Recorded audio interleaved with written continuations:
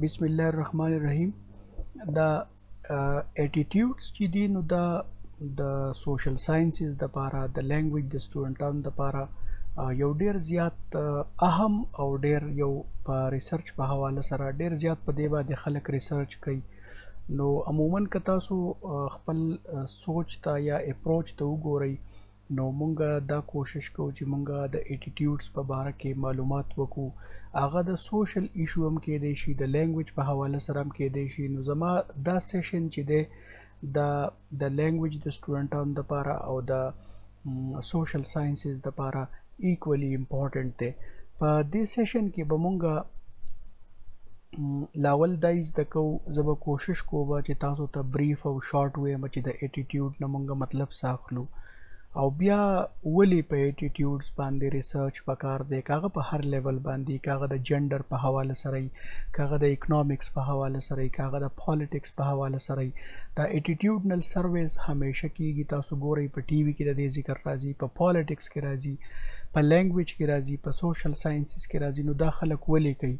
او که فرض که مونږ چرته دا سوچي چې یاره مونږ په لینګویج اټیټیوډز باندې یا نور بل داسې یو ایشو دی د هغې په حواله سره مونږ د اټیټیوډ سټډي کوو، نو مونږ به خپل پلانینګ د ریسرچ په حواله سره څنګه کوو. نو چې کله د پلانینګ خبره راشي نو زمونږ سره یو څو طریقې کاري دي چې په هغې باندې مونږ د لینګویج یا د نور بل ایشو په حواله سره چې کله مونږ د اټیټیوډ سټډي کوو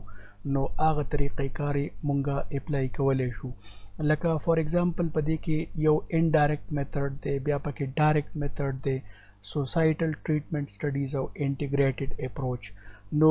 زه کوشش کوم چې په دې سیشن کې دا ټول اسپیکټس تاسو ته کور کړم. اوس که فرض که مونږ دې ته وګورو چې اټیټیوډز څه ته وایي، نو اټیټیوډ عموما چې دی مونږ وایو یاره دا څیز زما خوښ دی یا مې نه دی خوښ. نو کله چې مونږ یو څیز طرف ته فیوریبل یا انفیوریبلی مونږ یو څیز ته زمونږ سوچي اپروچ نو دې ته مونږ اټیټیوډ وایو. اوس د اټیټیوډ درې امپورټنټ کمپوننټس دي چې په کار د چې په هغې باندې ستاسو کلیر یو لکه کاګنیشن دی او افیکټیو د دې یو سایډ دی او بیا بیهیویرل سایډ دی. لکه مطلب دا دی چې یو خو ستا خوښه نه خوښوي، یو ستا انټرنل د یو څیز په باره کې اپروچ او بیا ځینې کارونه مونږ داسې کوو چې هغه زمونږ اټیټیوډ ریفلیکټ کوي. لکه ظاهره خبره ده چې کم کار مونږ ته ښه ښکاري، کم کار مونږ اټریکټ کوي، کم کار مونږ ته اپیلینګ ښکاري، نو هغه به اکثر زمونږ په بیهیویر کې ریفلیکټ کیږي. نو کله نه کله مونږ د بیهیویر نه هم د خلکو د اټیټیوډ اندازه لګولی شو، خو دا 100% ضروري نه ده چې خامخا د یو انسان یو سیز طرف ته اټیټیوډ پازیټیو وي او هغه دی په هغه سیز کې په پازیټیو سنس کې کانټریبیوشن کوي. داسې ډیر کېدی شي چې لکه د هغه اټیټیوډ نیګیټیو وي، خو څه مجبوري یا څه حالت، لکه زه به تاسو له اګزامپل داسې درکم چې کېدی شي چې زمونږ په معاشره کې داسې ډیر خلک وي چې هغوی انګلیش ژبې نه وي خوښه، د هغوی په ذهن کې د فرنګیانو هغه سوچ او د هغه کلونیل سوچ او د دغې ژبې دپاره یا د دغې خلکو دپاره تاریخي طور یو نیګیټیو اپروچ پروت وي. نو مونږ دا ویلی شو چې د دې خلکو اټیټیوډ به د انګلیش لینګویج ته هم نیګیټیو وي. که تاسو ترې تپوس وکئ نو هغه به پریفرنس ورکوي پښتو له، اردو له، عربۍ له په انګلیش لینګویج باندې. خو ایون دین مونږ به دا بیا ګورو چې هغه به دا کوشش کوي چې په څه نه څه طریقه باندې انګلیش هغه زده کړي. نو د انګلیش ته زده کول او د دغه اټیټیوډ په دې کې دلته هغه ګیپ پکې موجود دی. نو زما د خبرې مقصد دا دی چې عام طور خو مونږ دا وایو چې اټیټیوډ ریفلیکټ کیږي په بیهیویر کې، خو دا ضروري نه ده هر وخت به تاسو ډیر زیات اوور جنرالایز کوئ به دا سچویشن نه. اوس مونږ په اټیټیوډز باندې ریسرچ ولې کوو؟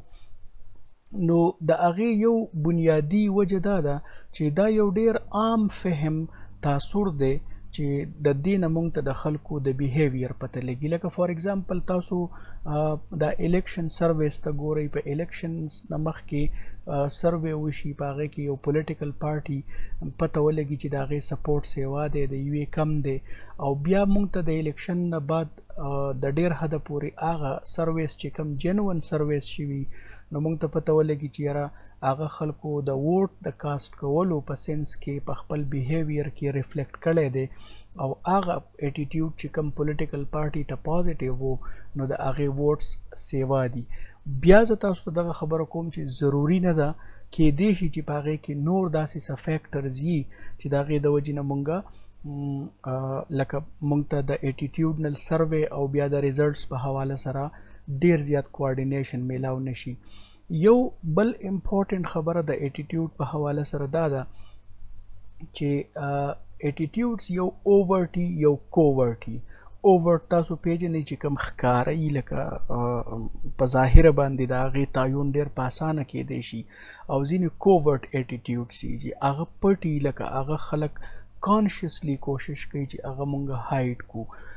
د هغه د ډیر داسې د حساس او د نازک موضوعاتو په حواله سره کېدای شي چې لکه یو ایشو په حواله سره ستا اټیټیوډ په یو سنس کې خو سوشل ایکسپیکټیشنز داسې چې لکه ته هغه ایکسپریس کولی نشي نو ته په بل سایډ کې په خپل بیهیویر کې هغه ریفلیکټ کړي. نو دا پاسیبلیټي به تاسو په ذهن کې ساتئ چې یاره کله تاسو د اټیټیوډنل سټډي کوئ نو تاسو به دې ته ګورئ چې تاسو اوورټ اټیټیوډز ګورئ او که کوورټ ګورئ. د دې اوورټ او د کوورټ بیا د دې سوسیو لنګویسټکس په حواله سره هم یو ډیفرنسیشن دی. عموما دا په سایکو سایډ باندې په سایکالوجي کې سایکولوژیکل سټډیز کې د اټیټیوډ سټډي راځي خو چې کله مونږ عام فهم په اوپن چې کوم خلک اظهار کولی شي هغه ایشوز چې هغه کنټروورشل نه وي په هغې باندې د چا لکه لیټ سپوز زمونږ د ریلیجن سره ریلیټډ ایشوز دي نو په هغې کې کیدای شي چې خلک په خپل په کانشیسلی لکه تا ته دروغ وایي یا تا ته صحیح سټیټمنټ در نه کړي. خو بیا ډېر داسې ټاپکس دي چې په هغې کې څه کنټروورسي نه انوالو څه سینسیټیویټي پکې نه انوالو نو هغه بیا مونږ په سوشل سایډ باندې لکه په سوسیو لنګویسټکس کې په سوشیالوجي کې یا په اکنامکس کې یا په پولیټیکل ساینس په دې ټولو کې دا مونږ کور کولی شو. د سایکو هغه ایلیمنټ هغه مونږ سایډ ته کولی شو خو چې کله داسې لک پرایویټ ټایپ نو په هغې کې به بیا تاسو سایکولوژیکل ټولز خامخا په کار ده چې په هغې کې تاسو په کنسیډریشن کې راولئ. دا چې کله په 1960s کې لیباف سټډي کړې وه د سوسیو لنګویسټکس په حواله سره په نیویارک په هغه ډپارټمنټل سټور کې نو د هغې نه بعد لکه په سوسیو لنګویسټکس کې د اټیټیوډنل سټډیز دا کلچر بیا ډیر زیات عام شو. یو عام تاثر دا دی چې د اټیټیوډ نه ته د خلکو رویې میژر کولی شي د هغې پریډکشن کولی شي. لکه فار ایگزامپل زموږ په دې ملک کې اوس مهنګایي ده نو د مهنګایي په حواله سره ته اټیټیوډنل سروې وکړي چې د خلکو سره یې ده یا د دوی فیوچر پلانس څه دي په نیر فیوچر کې لکه فار ایگزامپل د دوی د پروټیسټ څه اراده شته که نشته یا په دې ملک کې د افراتفرۍ څه امکان شته که نشته او یا د دې خلکو زیات دا سوچ دی چې یاره مونږ به په نیکسټ ټایم چې کوم دا مهنګایي راغلي ده نو په نیکسټ الیکشنز کې به د دې په باره کې مونږ ریاکشن کوو. داسې قسمه چې دی نو لکه د هغې نه ته پریډکشن کولی شي میژرمنټ کولی شي او اکارډنګلی بیا که ګورمنټ داسې سرویس کوي نو ګورمنټ بیا هغه پریکاشنري سټیپس هم اخیستی شي چې په کومه طریقه باندې داسې څیزونه یا داسې واقعات کاونټر کړي. نو ما چې تاسو ته خبره کوله د اوورټ اټیټیوډز نو هغه په سوسیو لنګویسټکس کې په دې کې یو امپورټنټ خبره په ذهن کې یا ساتئ چې دې کې یو بایس انوالو وي په دې ریسرچ کې د اټیټیوډز په حواله سره هغې ته مونږ سوشل ډیزایربیلیټي بایس وایو. د دې نه ساده مطلب تاسو داسې اخیستی شئ چې مونږ ته پته ده چې یاره لکه سوشلی یو څیز زمونږ په معاشره کې خوښیږي یا یې خلک اپریشیټ کوي یا یې میډیا یې اپریشیټ کوي نو عموما مونږ هغه طرف ته بیا د خبرې کولو زمونږ یو رجحان سیوا کیږي. نو کیدای شي چې زما انټرنل یا زما په ذهن کې یا زما په لایکس او په ډسلایکس کې یو ایشو طرف ته اټیټیوډ نیګیټیو وي خو چونکې میډیا ده عوام دي حکومت ته یو نظام دی خلک دي او د هغو یو عمومي رایه زما دغه اټیټیوډ خلاف ته نو میبي چې ته کله ریسرچ کې او زما نه ډیټا کلیکټ کې نو کیدای شي زه په هغه د هوا په رخ کې تاله جواب درکم. لکه زه به اگزامپل فرض که در کومه نو تاسو د کو ایجوکیشن په حواله سره اگزامپل اخیستی شي. د کو ایجوکیشن په حواله سره فور ایگزامپل په سوشل ساینسز کې یو کس ریسرچ کوي او هغه دا ډیټرمین کوي چې یاره زمونږ په دې ملکن ډیویژن کې یا زمونږ په کې پی کې یا په پاکستان کې د خلکو اټیټیوډ د کو ایجوکیشن طرف ته پوزټیو دی که نیگیټیو دی، فیوریبلی ورته ګوري که انفیوریبلی ورته ګوري. نو اوس که تاسو خیال وکړئ نو د کو ایجوکیشن دا داسې یو ټاپک دی چې یا ایون فیمیل ایجوکیشن شو، ډیر خلک به داسې چې هغه به د فیمیل ایجوکیشن خلافي، خو دا چونکې عمومي رایه داسې دی چې کم خلک د ښځو د تعلیم خلافي نو د هغوی به په ذهن کې دا راځي چې یاره اوس به دا خلک وایي چې یاره دا خو فنډامنټلیست دی، دا خو ایکسټریمیست دی، نو لہذا زه به په پازیټیو سنس کې جواب ورکم. یا ستا ریسپونډنټ چې دی نو هغه د سوشل ډیزایربیلیټي بایس د وجې نه که تاسو د لینګویج په سنس کې اگزامپل والی، تاسو د انګلیش په حواله سره اټیټیوډ ګورئ، نو لیټ سپوز یو کس دی د هغه ډیر مذهبي سوچ دی او هغه انګریزانو ته په ښه نظر نه ګوري، خو هغه کیدای شي تاله داسې جواب درکړي چې یاره چونکې دا خو د انګلیش ایجوکیشن یو ریسرچر دی په یونیورسټۍ کې سبق وایي، نو چونکې ټول پاکستان وایي چې یاره زمونږ انګلیش ضرورت دی او ښه ژبه ده او ترقي ده پکې او نوکري ده پکې، نو بس ټیک ته راشه ته پکې هم دغه ووایه. یا فور ایگزامپل که تاسو د عربی اگزامپل واخلئ نو د عربی په حواله سره هم زمونږ د ډیرو خلکو اټیټیوډ چې دی نو هغه پوزټیو دی، ځکه چې هغه زمونږ د ریلیجن سره د هغې اسوسییشن دی. خو تاسو ته چې په سټارټ کې ما کومه خبره کړې وه چې ضروري نه ده چې لکه اټیټیوډ دی په بیهیویر کې ریفلیکټ شي. لکه ګوره مونږ مسلمانان چې دي نو مونږ دا ویلی شو چې میجارټي زمونږ په خلکو کې د عربی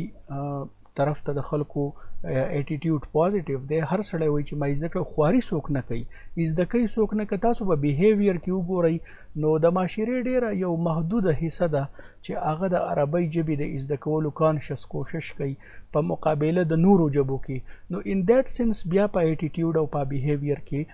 ګیپ فیل کیږي. نو د دې سوشل ډیزایربیلیټي بایس مقصد زما دا دی چې کله هم تاسو اټیټیوډنل سټډي کوئ نو تاسو به کوشش کوئ چې ستاسو ریسپونډنټس چېرته داسې جوابونه تاله در نه کړي چې ته داسې یو صورتحال ته بوځي چې هغه لکه د خلکو په ها کې یا ها میلاو کې او خپل هغه ایکچوال فیلینګز او فیور او ډس فیور پټ کړي. نو اوس پکې ستاسو په ذهن کې دا سوال راځي چې یاره د دې سره به مونږ څنګه چل کوو. نو زما په خیال باندې د دې مقصد یا د دې خبرې وجه دا شوه یا د دې جواز داسې جوړیږي چې تاسو کله کوېسچنیر ډیزاین کوئ یا تاسو انټرویو اخلئ یا تاسو بل څه میتھډ یوز کوئ، نو پکار دا ده چې په هغې کې تاسو داسې کوېسچنز کیدئ چې که په یو ځای کې دی د دې سوشل ډیزایربیلیټي بایس د وجې نه تاله صحیح جواب در نه کړی شي، نو چې په بل ځای کې تا هغه کاونټر کړی شي چې لکه د هغه سوالونه زما امید دی چې تاسو به په دې خبره پوهیږئ چې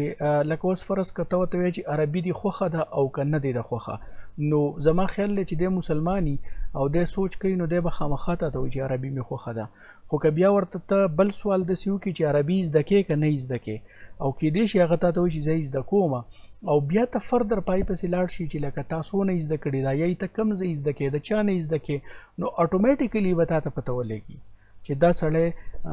د دې حواله سره د اټیټیوډ ایکچولی څه دی، انټرنل فیلینګز د څه دي. نو په دغه سنس کې به تاسو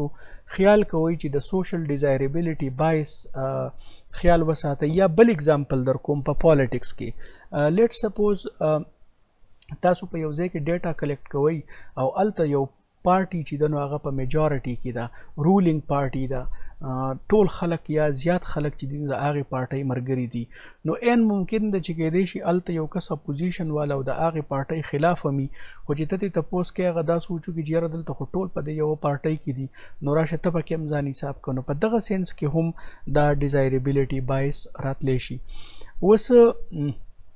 د کوورټ اټیټیوډز تاسو ته ما خبر وکړه چې سایکالوجي یا سایکو لینګویسټکس سره د دې تعلق جوړیږي، نو لہذا په دې باندې زه ډېر زیات خبره نه کومه. د سوسیو لینګویسټ کار څه دی، لکه تاسو چې کله سوشیالوجي اف لینګویج یا سوسیو لینګویسټکس وایي نو ستا کار دا دی چې تا کم اوورټ اټیټیوډز دي هغه ته راوباسي او په هغې کې ته خپل سټډي یا لکه د سټیریوټایپس په حواله سره یا د ډیفرنٹ فیچرز په حواله سره ته د خلکو نه یو اټیټیوډنل ډیټا کلیکټ کی. بیا چې دی نو تاسو به دغه فیکټرز ته هم خیال کوئ چې کله تاسو اټیټیوډنل سټډي کوئ، لکه لیټ سپوز تاسو په پالیټکس کې یا په لینګویج کې کوئ، نو چې کله یو اټیټیوډ د خلکو پازیټیو یا نیگیټیو وي، نو زما خیال دی دا خبره دلته ختمول نه پکار ده چې تاسو پس یو سټیپ فردر لاړ شئ او تاسو کوشش وکړئ چې یاره د هغې شاته فیکټرز څه دي. لکه لیټ سپوز زه د یو ژبې ملګرتیا کومه، نو شاته زما سره جسټیفیکیشن څه دی، زما اټیټیوډ بلډینګ بلاکس څه دي، یا زما یو پولیټیکل پارټي خوښه ده نو چې د هغې بلډینګ بلاکس څه دي، یا زما زه د فیمیل ایجوکیشن فرض کا خلاف یم نو چې زما دغه اختلاف وجه څه ده، یا زه د کو ایجوکیشن خلاف یم نو چې د هغې شاته وجوهات څه دي. پکار ده چې دا تاسو په خپل اټیټیوډنل سروے کې یا په ریسرچ کې شامل کړئ. بیا د دې سره بیا یو بل خبره زما ذهن ته راځي چې لکه که فرض که تاسو لیټ سپوز یو پریزمپشن والی چې لکه دا اسیوم کوي چې زمونږ په سوسایټي کې انګلیش لینګویج ته د خلکو اټیټیوډ پازیټیو دي، نو په دغه سینس کې بیا تاسو خپل سټډي په دې سینس کې هم ارګنایز کولی شئ چې د دې شاته فیکټر څه دي. یا زمونږ په معاشره کې خلک د یو خاص پارټۍ سپورټ کوي، نو په هغه د هغې وجوهات شاته وګورئ چې د دې خلکو شاته نیریټیو څنګه بلډ کیږي، لکه نیریټیو بلډینګ هغوی ته څنګه شوی دی، تا څنګه یو سړی اوور ا پیریډ آف ایئرز چې لکه فار ایگزامپل زمونږ په ملک کې په یو وخت کې قید اعظم و، بیا بټو و، بیا ضیاء الحق و، بیا مشرف و، او په منځ کې پکې دا نور خلک هم و. اوس که تاسو سوچ وکړئ یو کس دی هغه په 70s کې د بټو ملګری و او هغه په 21وي صدۍ کې لیټ سپوز د عمران خان ملګری دی، نو دا ډیټرمن کول چې یاره هغه کم فیکټرز دي چې هغه دی د بټو نه عمران خان ته راوستو، هغه ایډیالوجي ولې پرېښوده، دې ته ولې راغی. نو په دغه سینس کې هم تاسو دا ډریګ آن کولی شئ د اټیټیوډ دا سفیر. بیا اټیټیوډز چې دي نو د دې په ایتنیک چې کوم مونږ مختلف ژبو والا خلک یو په هغې باندې، په لوکیلیټیز باندې، ایون په پروفیشنز باندې، په کومه پیشه کې خلک وخت اړوي، په کوم ریجن کې دی، په کوم سوشل لیولز باندې مونږ ایگزیسټ کوو، دا ټول چې دي نو لکه دا د اټیټیوډز په سکوپ کې دا ډیفرنٹ اسپیکټس او د دې هغه برانچز دي د کم په کم کې چې تاسو خپل د اټیټیوډ د سټډي شاملولی شئ یا ډیزاین کولی شئ. نو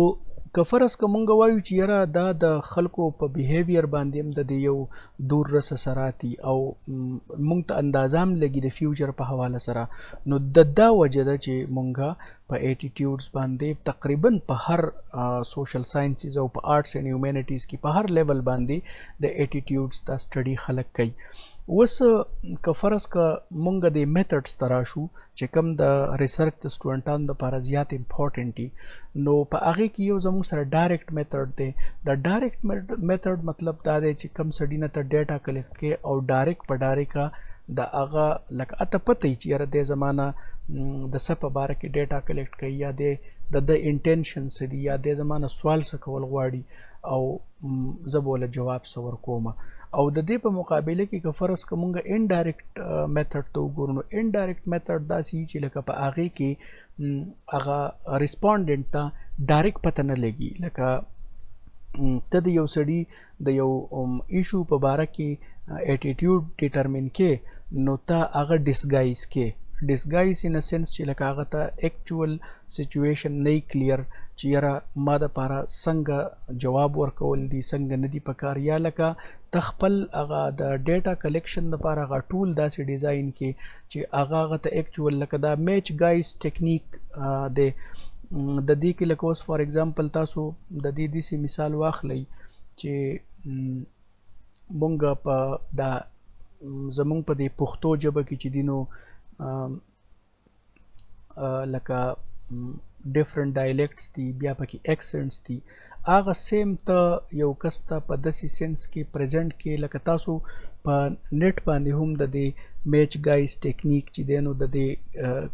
دغه کولی شي. بیا د هغوی سره د سټوډنټانو سره یو کوېسچنیر ورله ورکړي چې یاره تاسو به دا څیز اورئ او د هغې په بیسس باندې به د دې تاسو ریټینګ کوئ. نو عموما چې دی نو لکه دا انډایرکټ میتھډ نسبتا د ایټیټیوډس په حواله سره سټوډنټانو دپاره لږ چیلنجینګ وي په نسبت د ډایرکټ میتھډ. بیا زموږ سره یو بل میتھډ په ریسرچ کې د ایټیټیوډس په حواله سره د سوسایټل ټریټمنټ سټډیز دي چې په سوسایټي کې کم ستا دپاره میټیریل اویلیبل دي. لکه فار ایگزامپل لیټ سپوز ته کوېسچنیر هم نه یوز کې، ته انټرویو هم نه یوز کې، ته خپل ریسپونډنټ ته په یو صورت کې هم ایکسس نه کې، خو ته چې کوم آلریډي اویلیبل هغه کې میټیریل دی لکه فار ایگزامپل ډاکومنټس په شکل کې یا د اخبار په شکل کې یا ایون تاسو لکه فیسبوک ته وګورئ یا بل داسې یو لیول باندې ډیټا ایگزیسټ کوي په یو خاص موضوع باندې او په هغې باندې خلکو خپل یو اوپینین بلډ کړی، په هغې باندې د خلکو یو رایه وي. نو که فرض که ته ریسپونډنټس ته د هغه کمیونټي په هغه ټاپک باندې اپروچ نه کې او ته د دغې ډاکومنټس سهاره واخلي، نو دا ستا دپاره یو فیلډ ډیټا یا ریسرچ ډیټا جوړېدی شي د ایټیټیوډس په حواله سره. لکه یو ایشو تاسو والی د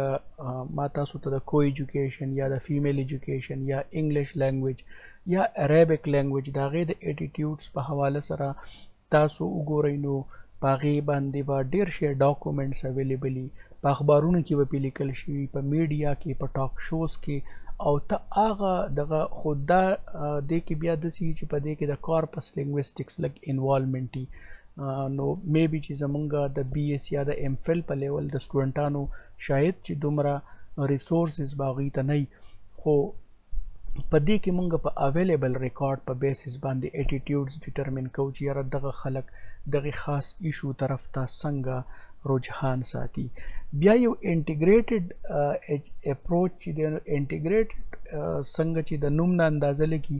د انټیګریټډ سمپل مقصد دا دی چې په یو وخت باندې ته د یو نه زیات میتھډس یوز کړي. لکه فار ایگزامپل یو کس دی هغه د ایټیټیوډ د ریسرچ دپاره په کوېسچنیر باندې هم ډیټا کلیکټ کوي او بیا د هغې د پاسه انټرویوز هم کوي. نو په دواړه سینس کې دی ګوري چې یاره د کوېسچنیر نه ماته څنګه ډیټا راځي او د انټرویو نه څنګه راځي، یا د میچ گایز ټیکنیک یوز کوي، یا ایون دی دا سویسایډل ټریټمنټ سټډیز د دې کې چېرته څه ډاکومنټس یو ځان له یو کلیکشن جوړوي او د هغې په بیسس باندې دا ټول اپروچ چې دی نو دا انټیګریټ شو. لکه دا ریسرچ چې دی دا انټیګریټډ یا تاسو ورته مکس میتھډ اپروچ هم ویلی شئ چې په یو وخت کې په هغې کې د یو نه زیات میتھډ ته یوز کې د خپل ریسرچ دپاره. اوس که فرض که مونږ لږ یو سټیپ بل مخکې ځو او په دې ډایرکټ میتھډ کې د کوېسچنیر او د انټرویو خبره مونږ وکړه.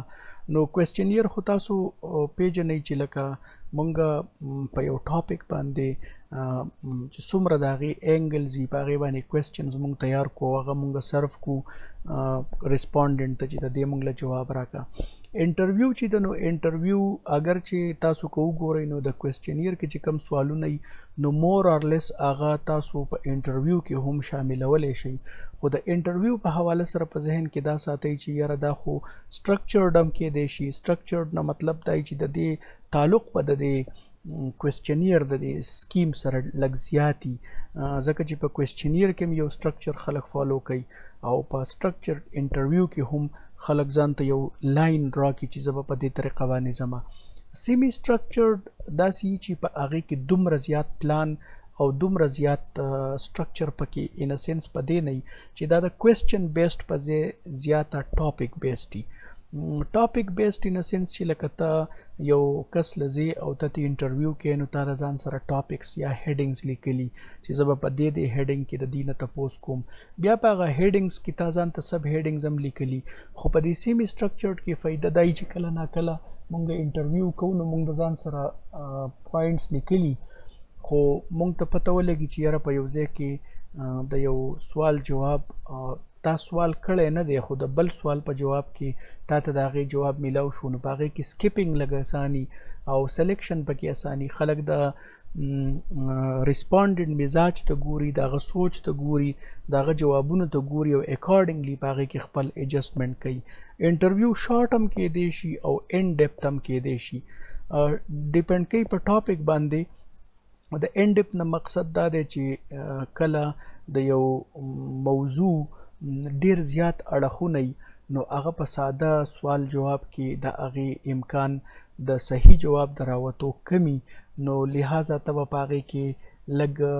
جوور ځې او د یو سړي سره به ټایم ډیر اخلي چې لکه هغه لاول ته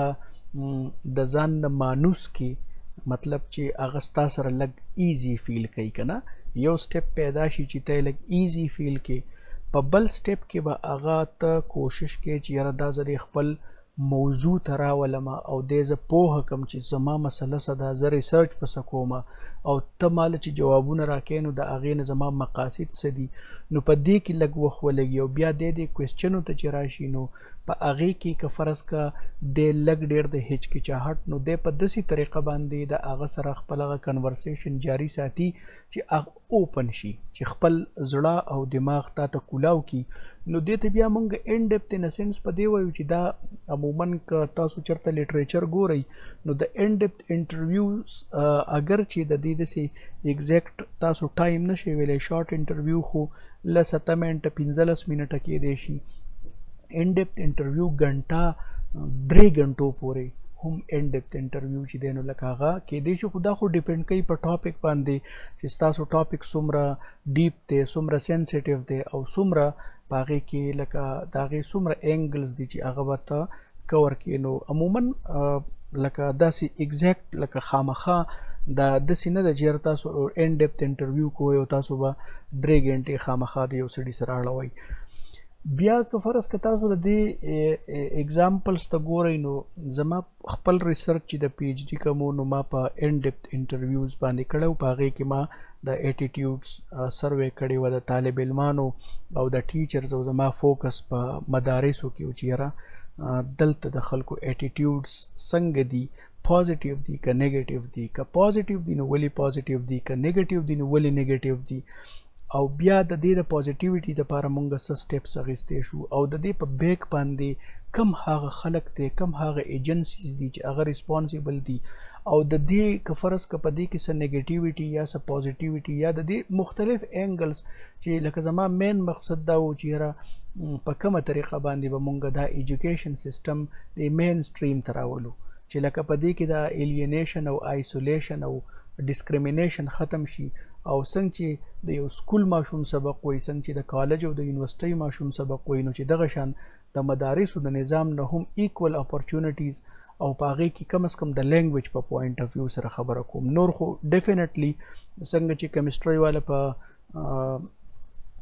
بایالوجي نه پوهیږي یا بایالوجي والا په سوشیالوجي نه پوهیږي نو دغه شان د زمونږ په سبق باندې د مدارسو خلک نه پوهیږي د مدارسو په علم باندې مونږ نه پوهیږو نو داسې خو نشي کېدی چې یاره د ټولو خلکو د علم یو شان شي خو بیا که تاسو خیال کړئ نو کې څه کامن څیزونه لکه لینګویج شو یا ستا چې کوم په مارکیټ کې په لیبر مارکیټ کې د اردو نه یا د انګلیش نه بغیر زمونږ په ملک کې گزاره ګرانه ده نو دا پکار ده چې زمونږ په ملک کې هر بچی ته ایکول اپورچونټي کم از کم د لینګویج په پوینټ اف ویو سره میلاو شي چې دوی هم که فرض کا د دوی سره هر قسمه علم دوی حاصل کړی